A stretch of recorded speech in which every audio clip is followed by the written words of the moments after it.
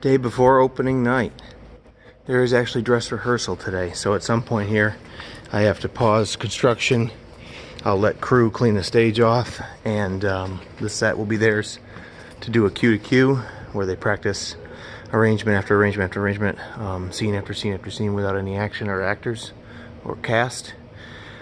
And I have to go down and paint 30 of them with some Michael Davey airbrush cosmetic, which I will put a link in the description.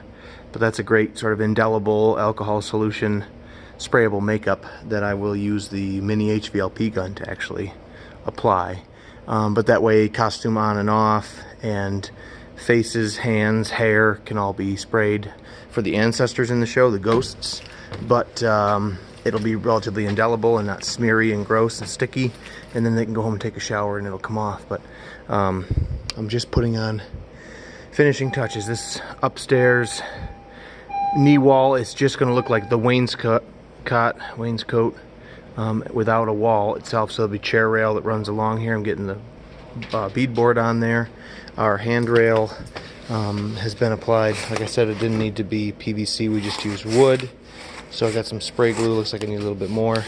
But I've got that coped here so that it comes in on these stairs and misses this. But these have sort of a decorative, I just took the larger size and wrapped it around the smaller size foam with some of that foam fast to make sort of a decorative end. The rest of them are coped.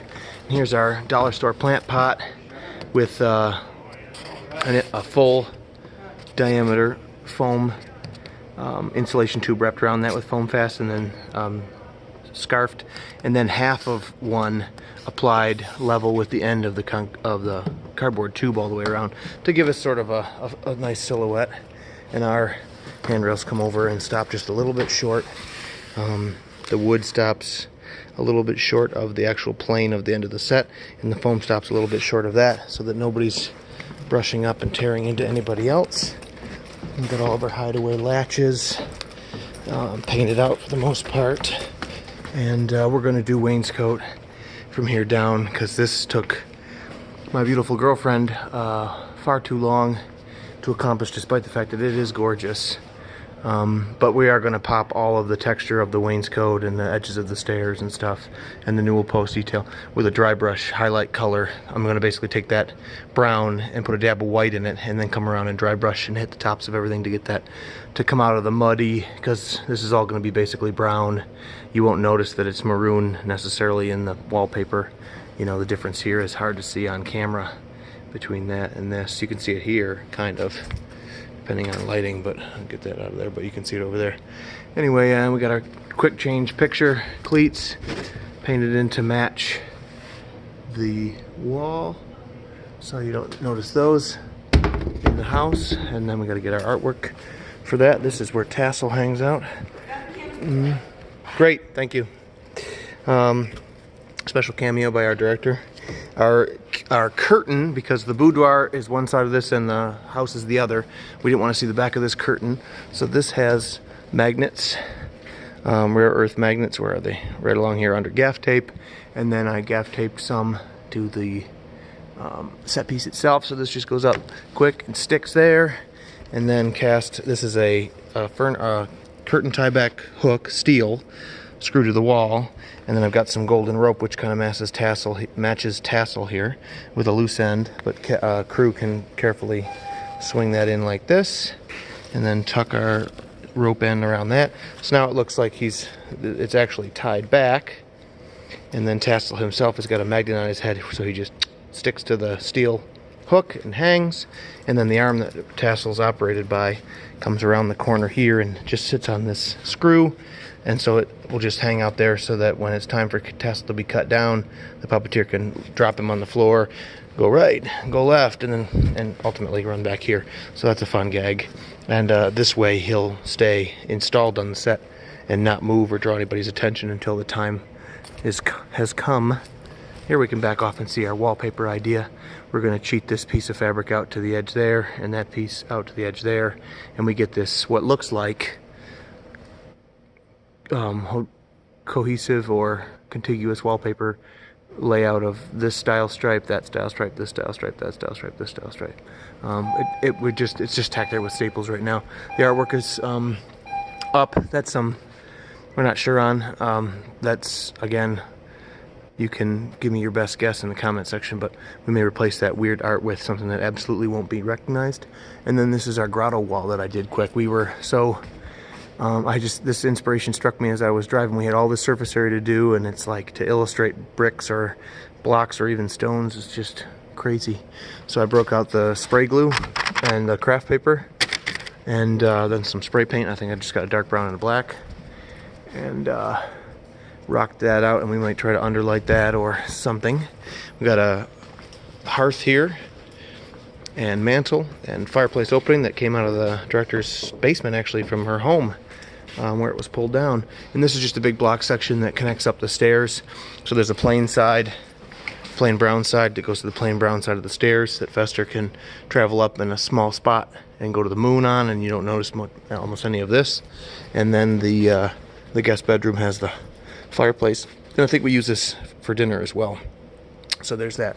And then we had some wonderful help. I don't know if you can see, this torture chamber was kind of painted in wood grain, and we got some fun stuff here. We got the rat traps, the welding helmet, some bones. This is a pipe vise that I can't see. Maybe I'll turn the flash on. A pipe vise that I just caught the edges of everything with silver, so that kind of shows up. And these are the levers that run the torture chamber. The chains I tagged with some silver paint so they kind of show up, and they're on elastic to create the illusion of keeping them, you know, tight, like Pugsley's being tortured. Some other bric-a-brac, kerosene from a friend, the cleaver, and jumper cables. Again, I just tagged everything with some silver paint so it really pops out under some set lights. Another welding helmet, some kind of a club, stuff like that. Here's our dinner table and some other small furniture. We got this really nice chaise lounge. It's got a beautiful pattern on it. It looks great. And this is our little piece of furniture that comes out and hangs on the wall with some things that have interesting silhouettes and harsh paint jobs so they jump out at you. And our torture chair for the grotto with this foam fabricated helmet from a few years ago. And this is the blade that snaps and pops up in the chair. Again, just tagged with some silver paint. But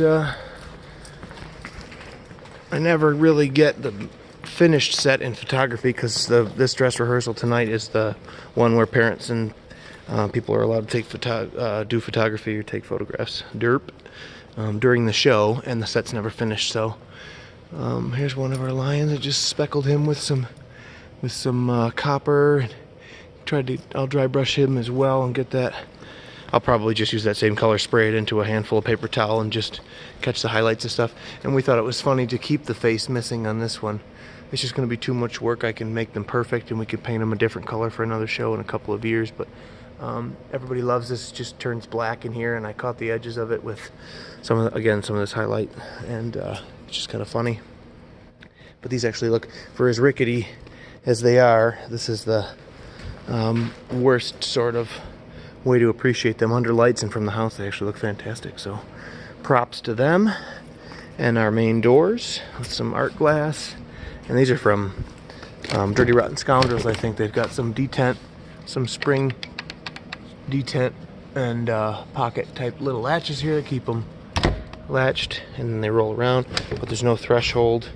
They worked real nice. They're getting older.